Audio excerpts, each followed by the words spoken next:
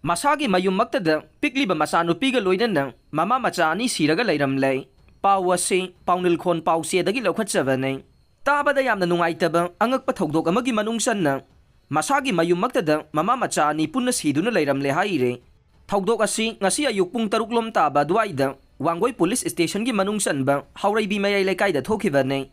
Laikhidrabi Mama-Macha ani dugi maming Ningombam Basanti Chahi Yankai Mapuroiba Laikhidraba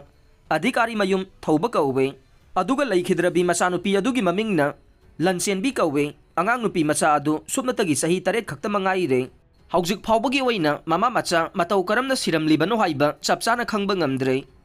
Maheiroi ka Henna Hapchinba School Vansingi Mathakta Drive Chathakhre Pawasi Paunil Khon Pausiadagi Lokhatsavane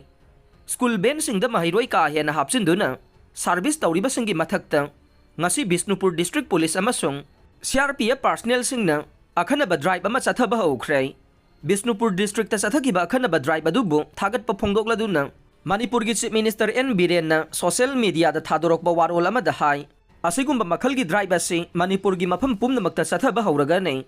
Loinana haibada lawdaba school ban gi service tauriba singi license phawba ka nei Maheiroi angang singsu miyoiba nei ngasi drive chathariba dugidamak Bisnupur District Police ki SP amade CRPF की personnel सिंगबो थागल इहाइना Chief Minister Nongthombam Biren की post अदुना मखा तारकले मैतै लिपुन्ना Human Right Activist Babloo Loitongbam public platform द थोक्तनबा section वा थमख्रे पावसी पाउनिल खोन पाउसे दगी लौखचवने Human Right Activist बबलू लोइतोंबमबो मखा ताना public platform द थोकपा यारोय हाइना मैतै लिपुन की थौमी सिंगना Human Rights Activist असिगी मयुमदा चतुना section वा थमख्रे